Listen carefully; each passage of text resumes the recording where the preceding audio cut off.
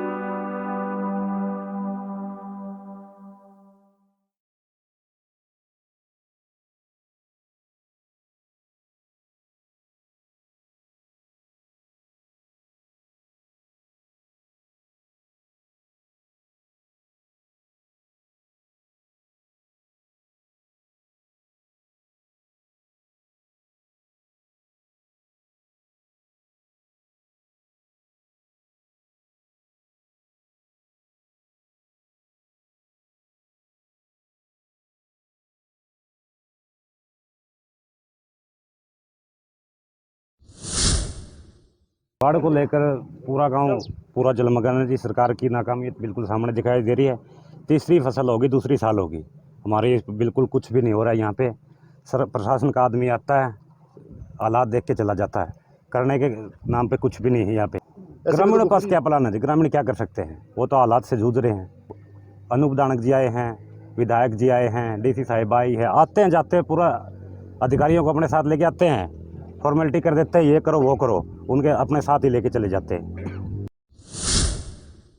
समस्या सारी समस्या जी गवांड में जाके सारा लिया वहाँ डंगरा हाथ गना दाने खाने को नहीं डंगरा हाथ पैड लिया वहाँ सामुक सुमुक हमें की हमारी सरकार से क्या मांग, सरकार से बहुत कुछ मांग लिया, सरकार कुछ नहीं दे रही।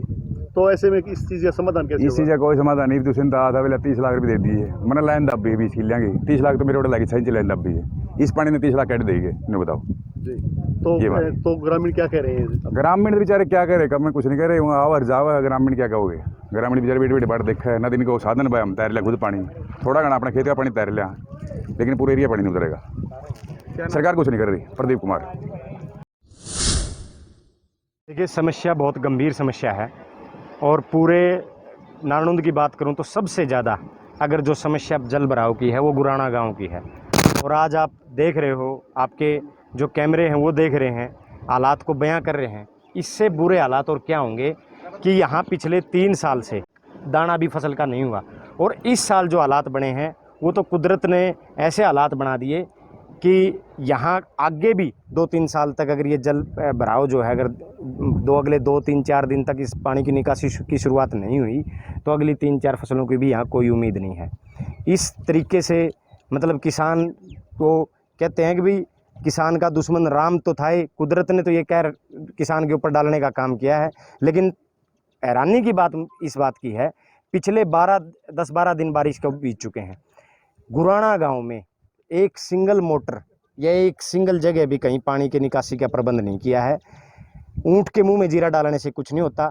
गुराना गांव एक ऐसा पीड़ित गांव है जहां सरकार को, प्रशासन को सबसे ज़्यादा ध्यान देने की ज़रूरत है। जी, सरकार की तरफ मैं जहां राज्य मंत्री अनूप धानक जी की बात करूं, पिछले 1 हफ्ते पहले अनूप धानक जी यहाँ 2-3 गाँवों में घूम के गए हैं। आज अगर वो घूम के गए हैं केवल मात्र अपनी फ़ोटो तरवाने तक, वो फ़ोटो सेशन करवाने आते हैं पानी में, अगर अनूप धानक जी 1 हफ्ते पहले आए थे तो अब तक क्यों प्रशासन या सरकार का कोई नुमाइंदा या प्रशासन का कोई अधिकारी आके पानी की निकासी शुरुआत करवा के क्यों नहीं गया।